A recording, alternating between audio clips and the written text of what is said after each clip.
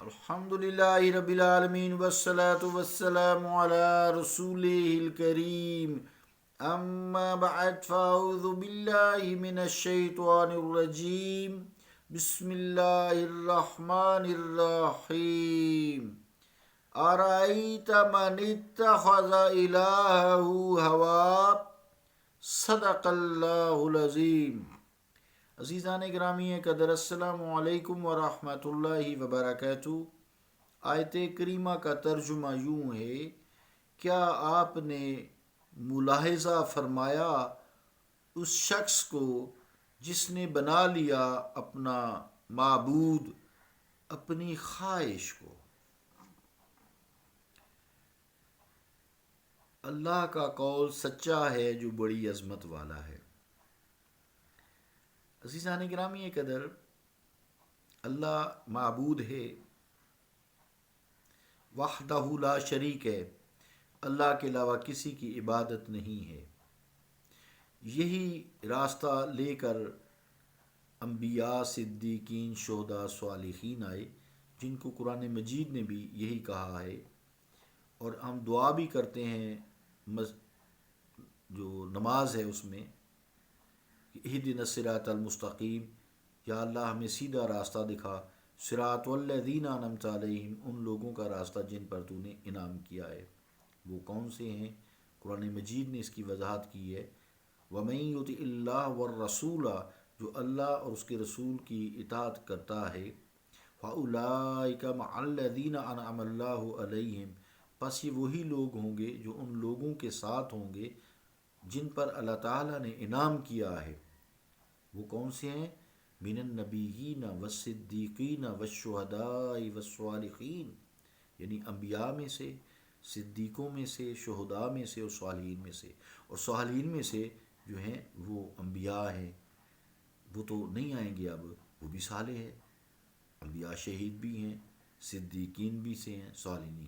انبیاء تو اب نہیں آئیں گے، لیکن صدیقین تو تا قیامت تک آتے رہیں گے، شہید بھی لوگ اللہ کی راہ میں ہوتے رہیں گے، پھر وہ ہیں بھی زندہ جیسا کہ ہم پیچھے پڑھ کے آئے ہیں، اور صالحین بھی آتے رہیں گے۔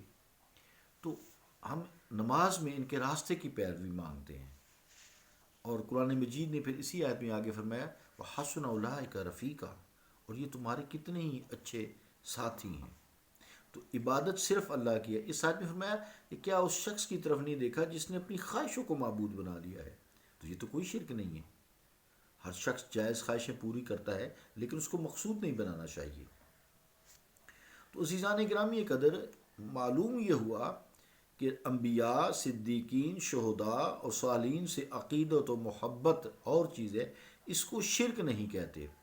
اور کچھ جو ایسے توحید پرست اپنے آپ کو کہتے ہیں، وہ انبیاء، اولیاء، صدیقین، صالحین کے پیچھے شہداء کے ہاتھ دھو کر پڑے ہوئے ہیں، اور ان سے محبت و ارادت اور ان سے عقیدہ اور کو اس کے یعنی ان عقیدہ محبت، ان سے عقیدہ شفقت، ان سے محبت، عقیدت، اس کو شرک کہتے ہیں۔ مگر خدا کے نزدیک تو معبود بنانے اور شرک کرنے کا مفہوم وسیع ہے۔ افرأیت الذی من اتخذ الہہ ہوا، کیا تو نے ایسے شخص کی طرف نہیں دیکھا جس نے اپنی خواہشوں کو معبود بنا لیا؟ تو یہ تو کوئی شرک بھی نہیں ہے پھر۔ تو آیت کریمہ جو ہے وہ بتا رہی ہے کہ یہ جو تمہاری خواہشیں ہیں نا، تم نے جو معبود بنا لی ہے، اس میں تو کوئی شرک نہیں ہے۔ تو وہ عقیدت اور محبت اولیاء سے، انبیاء سے، وہ کیسے شرک ہو گیا؟